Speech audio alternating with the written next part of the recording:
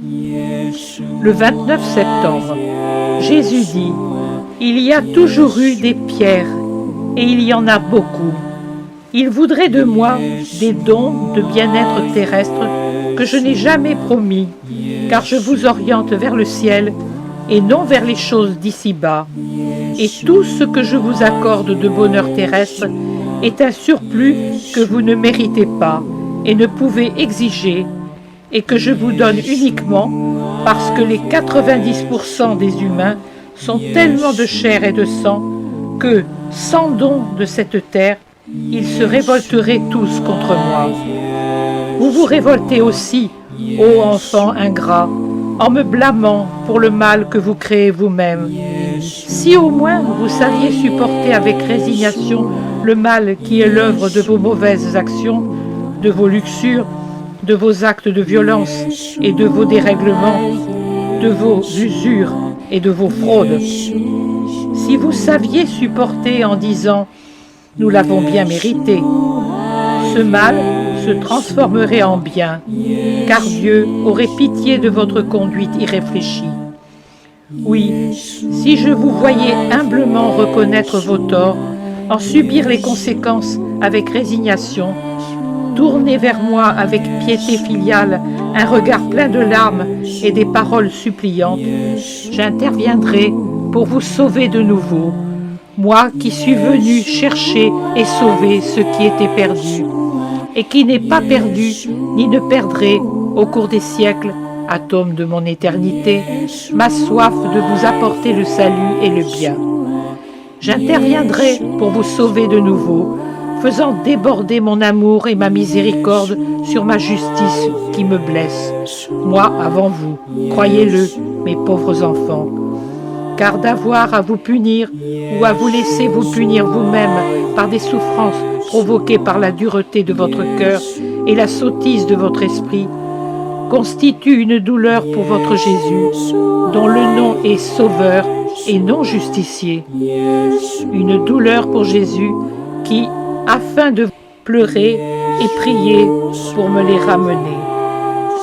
Ce n'est pas à vous de vous choisir une place au ciel. Je l'ai dit à Jacques et Jean, et je vous le dis à vous aussi. Mais faites en sorte que par vos œuvres, vous en méritiez une.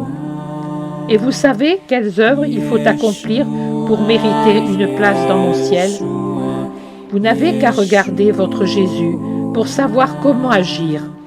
Charité, charité, surtout de la charité. Me voir en tous, moi votre Dieu, servir ses frères et sœurs, comme je vous ai servi jusqu'à l'holocauste de ma vie pour arracher des âmes à Satan. J'ai dit des âmes, je n'entends pas par là que vous ne devez pas avoir de la charité aussi pour les corps de vos frères et sœurs. Les œuvres de miséricorde corporelle servent à ouvrir la voie à la plus haute œuvre de miséricorde, qui est celle d'étancher la soif et de satisfaire la faim des âmes assoiffées et affamées, d'habiller les âmes nues, de prendre soin des pauvres âmes de vos pauvres frères et sœurs qui se sont éloignés de ma bergerie ou qui ont grandi en dehors et qui meurent au désert. C'est à vous, chrétiens, et surtout à vous, mes victimes aimantes, bénies et bien-aimées, fleurs vivantes, qui exhalez pour moi tout votre esprit de fleurs et qui vivrez au ciel, rose éternelle. C'est à vous, mes vrais amis, de me ramener ceux qui errent, sans juger s'ils méritent d'être dignes du ciel. Ce n'est pas à vous de juger de la récompense ou du châtiment. Moi seul suis juge. Il vous revient uniquement de ramener avec mes propres armes la prière et le sacrifice et, en dernier lieu, la parole, les enfants prodigues à la maison du Père, pour faire jubiler le cœur de Dieu et remplir les cieux de joie pour un autre pécheur qui se convertit, laisse les ténèbres et revient à la lumière, à la vérité, à l'amour. Le 29 septembre, Jésus dit « Il y a toujours eu des pierres, et il y en a beaucoup. Il voudrait de moi des dons de bien-être terrestre que je n'ai jamais promis, car je vous oriente vers le ciel et non vers les choses d'ici-bas. Et tout ce que je vous accorde de bonheur terrestre est un surplus que vous ne méritez pas et ne pouvez exiger, et que je vous donne uniquement parce que les 90% des humains sont tellement de chair et de sang que, sans don de cette terre, ils se révolteraient tous contre moi. Vous vous révoltez aussi, ô enfants ingrats, en me blâmant pour le mal que vous créez vous-même. Si au moins vous saviez supporter avec résignation le mal qui est l'œuvre de vos mauvaises actions, de vos luxures, de vos actes de violence et de vos dérèglements, de vos usures et de vos fraudes. Si vous saviez supporter en disant « nous l'avons bien mérité », ce mal se transformerait en bien, car Dieu aurait pitié de votre conduite irréfléchie. Oui, si je vous voyais humblement reconnaître vos torts, en subir les conséquences avec résignation, tourner vers moi avec piété filiale un regard plein de larmes et des paroles suppliantes, j'interviendrai pour vous sauver de nouveau, moi qui suis venu chercher et sauver ce qui était perdu, et qui n'est pas perdu ni ne perdrai au cours des siècles, atome de mon éternité, ma soif de vous apporter le salut et le bien. J'interviendrai pour vous sauver de nouveau, faisant déborder mon amour et ma miséricorde sur ma justice qui me blesse, moi avant vous, croyez-le, mes pauvres enfants. Car d'avoir à vous punir ou à vous laisser vous punir vous-même par des souffrances provoquées par la dureté de votre cœur et la sottise de votre esprit, constitue une douleur pour votre Jésus, dont le nom est Sauveur et non Justicier.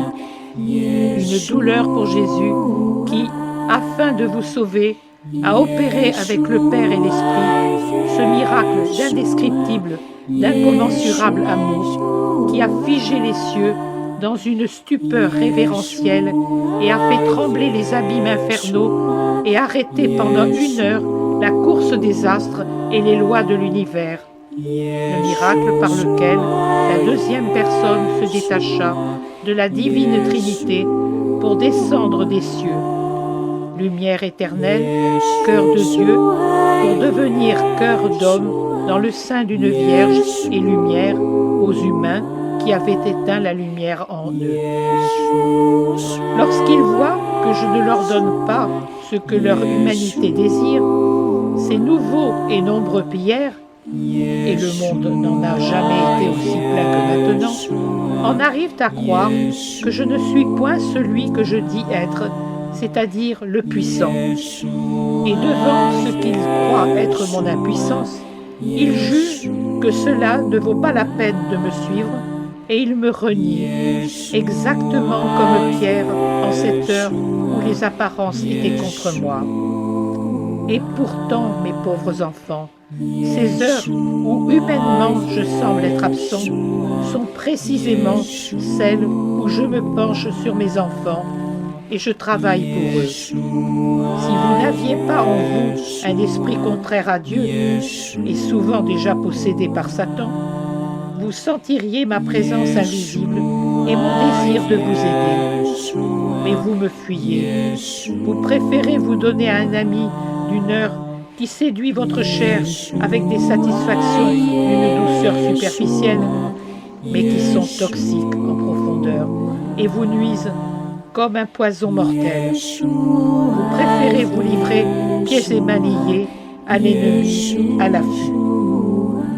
Vous reniez non seulement votre Dieu, mais votre dignité d'être humain, votre intelligence qui vous rend semblable à Dieu au-dessus de tous les animaux créés par le Père, les seuls capables de penser et d'agir, non avec l'instinct rudimentaire des bêtes, mais avec un splendide intellect qui vous élève à des sphères très proches des nôtres. Oh oui, voilà ce qui vous rend semblable à nous, et non la connaissance du mal. Mais vous écoutez toujours le sifflement du serpent, et vous voulez connaître le mal aussi pour être semblable à Dieu.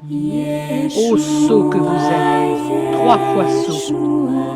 Dans sa parfaite essence, Dieu peut connaître le mal, car le mal n'a pas de pouvoir sur Dieu, mais pas vous.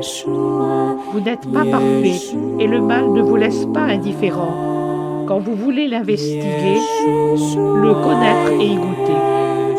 D'avoir mâché de cette expérience condamna l'humain au travail, la femme à la maternité dans la douleur, la race à la souffrance et à la mort. Mais non encore persuadé, vous voulez toujours de cette nourriture d'enfer, et elle ne cesse d'évoluer en vous et d'engendrer des œuvres maudites qui augmentent la souffrance et la mort, les fatigues, la faim et toutes sortes de punitions sur cette terre et au-delà. Car, je le répète, vous m'accusez d'être l'auteur du mal que vous faites et vous me maudissez pour ce dont je suis innocent. Vous sortez de Dieu avec colère, enfants aveuglés par votre hargne, et vous tombez dans l'étang de Satan.